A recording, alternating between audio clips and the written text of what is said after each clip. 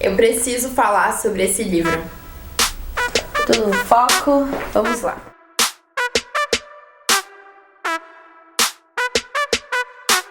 Sabe um livro que quando a gente lê, a gente para no tempo?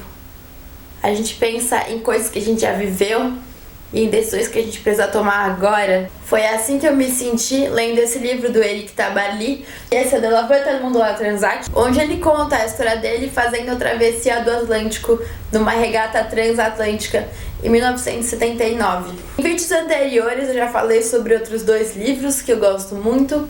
Um é do Endurance, onde o Alfred Lansing fala sobre o Shackleton, e o outro é A Viajando Solitário ao Redor do Mundo, do Joshua Slocum. Se você já está inscrito no canal, talvez já tenha visto. Se não está inscrito ainda, te convido a se inscrever.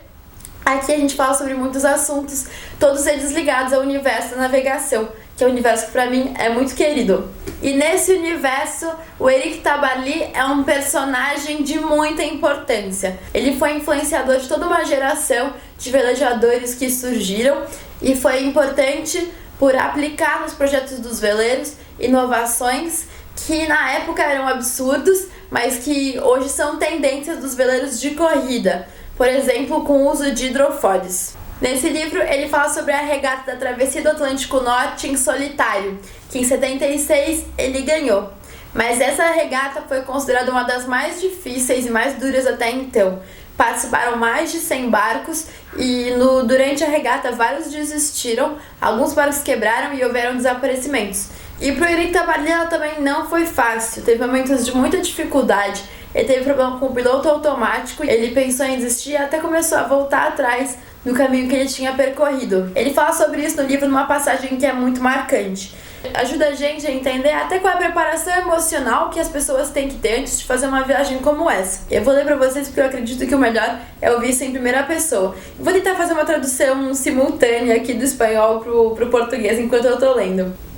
Como eu estava seguro de que com o mar duro o Penduic não poderia navegar bem com a cana do leme amarrada, passei quase toda a noite no timão, aguentando constantemente os respingos.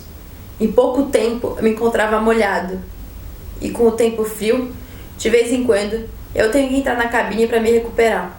Minha situação não é fácil. Eu estou esgotado pelas manobras de ontem à noite e de hoje, e por horas no timão. Além de tudo, passei a noite sem dormir. Eu estou molhado, gelado. Moralmente, eu tô descoraçonado. Sem coração.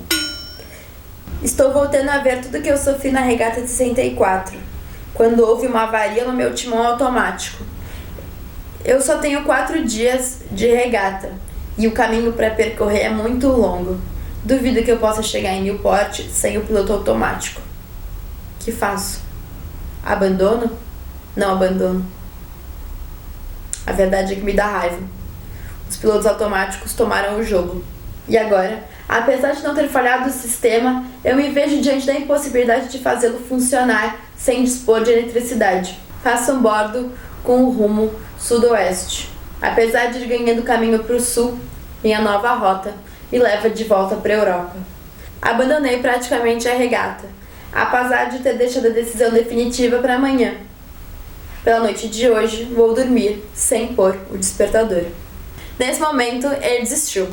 A gente pode ver que estava tudo tão difícil, e ele estava tão exausto, e apesar de ele estar numa competição e ser o favorito, apesar dele ter tido patrocínio para fazer a viagem, ele acha que não vale a pena ficar insistindo nisso, que não vai dar certo.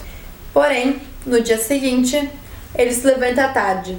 Depois de ter descansado 24 horas, eu vejo tudo menos escuro e tomo a decisão de seguir. Não estou nada contente nem orgulhoso de mim mesmo. Eu sinto vergonha de me haver acovardado tão facilmente. Eu estou raivoso por esse caminho que perdi enquanto eu ia para o leste. Ele já achava que ele não tinha muita chance de ganhar por causa do problema do piloto automático, que impedia que ele fizesse as manobras e navegasse com a qualidade que ele queria. Mas ele acredita que, todavia, ainda restam esperanças. O que acontecia era que vários outros velejadores estavam na mesma situação que ele, que podia muitas vezes ser desesperadora. Todo mundo estava com dificuldades, não importa em qual lugar do oceano eles estivessem. E enquanto eu lia isso, eu me lembrei que na minha vida eu já me sentia assim antes.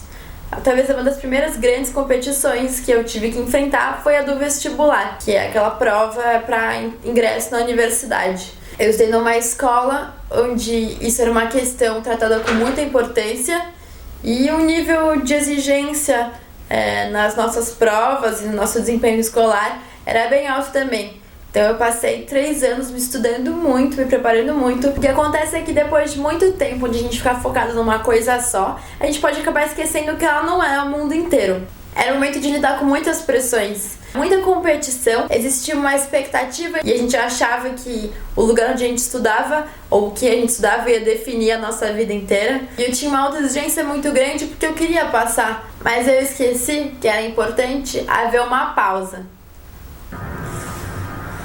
Avião, sério?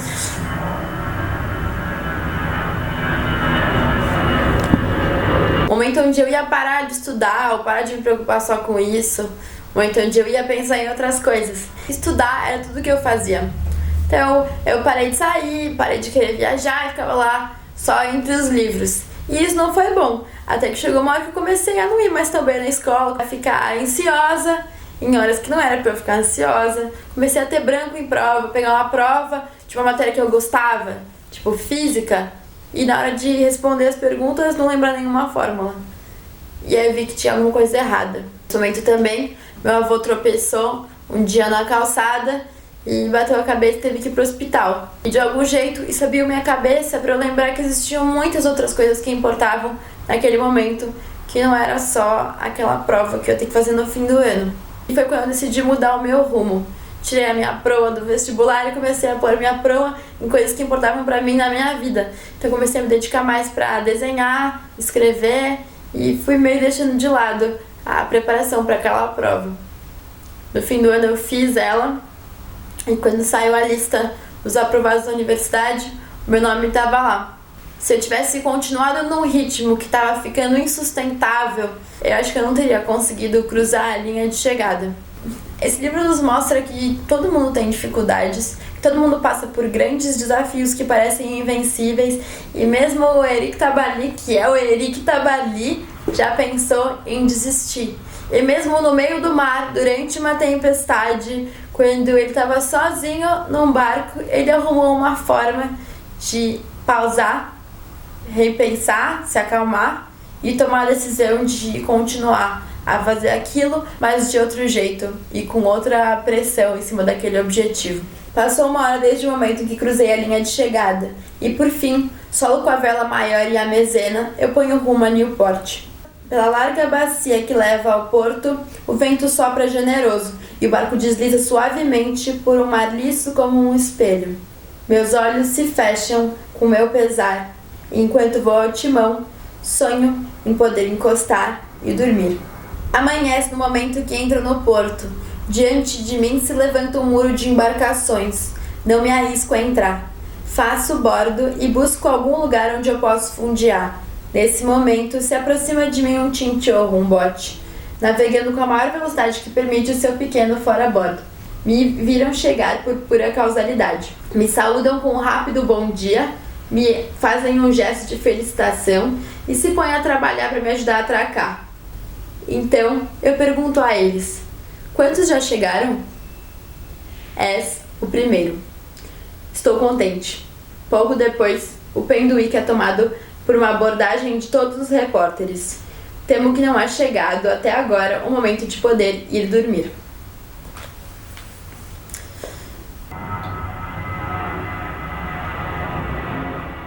Você tem uma opinião sobre isso tudo? Deixe seu depoimento aqui nos comentários. Se você não está inscrito ainda no canal, convido a se inscrever. Se você acha que um amigo ia gostar de ver esse vídeo, compartilha. Não é fácil achar os livros do Eric Tabarly aqui no Brasil, porque dos 10 livros que ele escreveu, só um foi editado no Brasil, que é o Guia Prático de Manobra. Então, se você é editor ou conhece algum editor que possa ter interesse em publicar os livros, fica aqui a sugestão, porque esses livros são muito ricos e guardam grandes lições. Muito obrigada e bons ventos para você! Até a próxima, câmbio, desligo.